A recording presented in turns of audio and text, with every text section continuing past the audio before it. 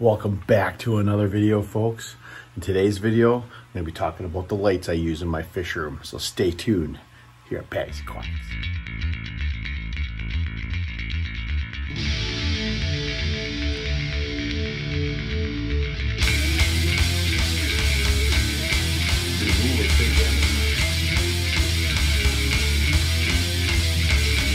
Alright, so for the lights that I carry in most of my tanks down here, it's right here. Now, this is a little cover that I DIY'd for it, which I will show you in a little bit.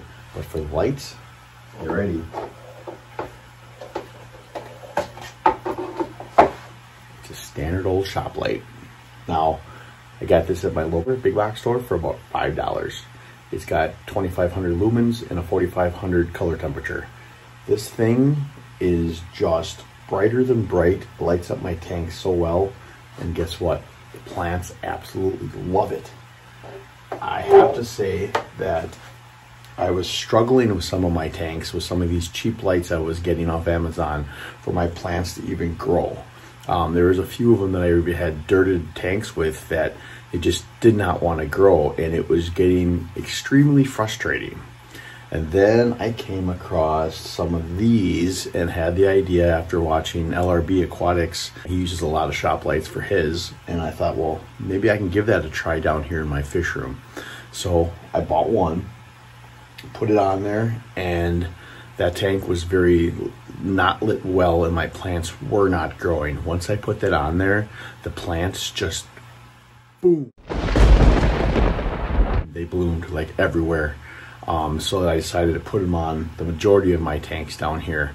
And I have to say that ever since I've been doing that, the plants have just been growing crazy down here. Like, I can't believe it for how cheap of a light that is. The one disadvantage to it that I noticed is that it does cause hair algae in some of my tanks.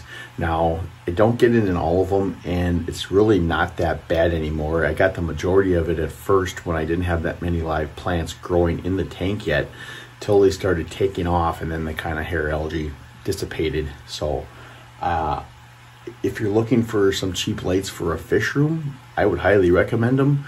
I mean, if you just have one tank and you use a show tank in your main living area, I mean, I don't know, that's probably really not for you. I would get a decent light from somewhere else. Like, here, they got a good light. But, yeah. But as far as the cover, I wanted something to set it on, because we just put it on the tank.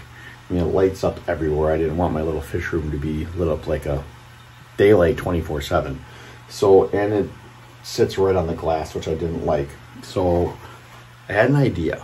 I was looking all over Menards, where I got my light from, and I came across rain gutters. I'm like, huh, that'll fit over it. That'll fit perfectly on the top of the tanks after the hinge and sit in there decent. But I wanted to be able to get it off the glass a little bit. So I had a few ideas. First, I thought I could cut a couple pieces of wood and screw them in the sides. But I was like, with wood and their moisture there, I didn't want any potential mold or anything like that to grow. So then I thought, PVC tubing. So what I did is I cut them in half so I could have a flat edge for them to sit on. And then my first attempt was to try to super glue them to the walls, but that wasn't holding. So my next guess was I put command strips on there. Each side, held them in tight. Now they're good as new. So they fit perfect. I cut them perfectly to fit my tanks. And then all I do is I slide the light underneath. So they sit on both sides. And voila. So that is the light, and I have to say I'm extremely pleased with it. But today I want to do a little something yet with them. I've been waiting to paint these. I want to paint them black so they match all the trims in my tanks down here. I don't like the white look, just the outside obviously. So take these out to my garage, and then I'm going to set that up, and then we'll give them a paint. So we'll see you out there. All right, so I'm all set up. Going to be using my Krylon Fusion paint again. I've used it on numerous projects. You can use this for stuff that can go in the water. You just have to let it cure first, but don't got to worry with that. So without further ado, let's start painting.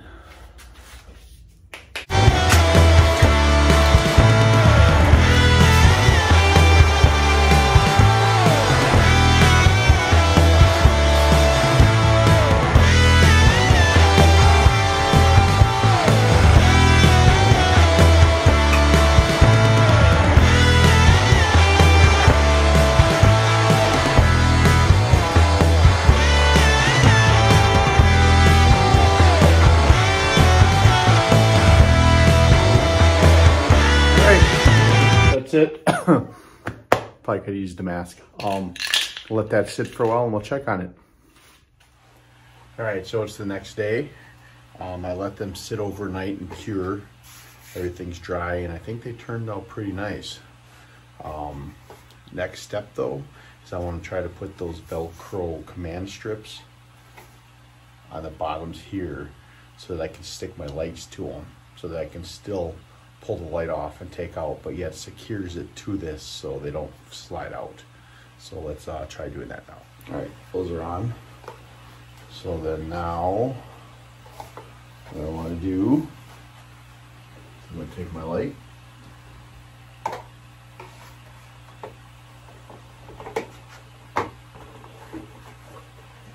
Stick it through.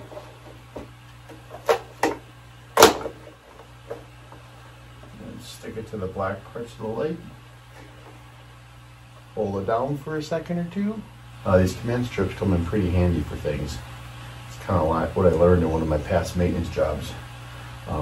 Zip ties and duct tape work for a lot of things. So the command strips. And it's stuck and it's good. So next. Voila, there's your finished product. I like it. I think it looks pretty nice. I like that black color. It definitely matches more with my trim, and I think that looks pretty cool. So I'll put the rest of those command strips on my light backings here, and then I'll show you what it all looks like when it's done. Well, I got them all installed. I feel like they look pretty dang cool. I like them a lot. I'd have to say, very affordable too. Now, if you think about it, the light itself, like I said, was about $6. A 10-foot section of this ring gutter, I think it was actually about $6. I think I bought 2 of them, so it was maybe 12 total for that. So we'll say a guesstimate maybe $10 a light. I think that's pretty affordable and pretty cool. And that's something I like about this hobby too, is being able to MacGyver DIY, think of things that you can do to cut costs, but yet kind of keep yourself active and thinking in your fish room to be able to do things to kind of still make it interesting. I find it cool. So that being said, that's all I got for this video. I hope you enjoyed it, and don't forget to hit that subscribe button, take a look at my channel, and don't forget to hit that notification bell because you don't want to miss anything that I got coming out here. And then as always, thank you very much for watching, and we'll see you next time here at Petty's Aquatics.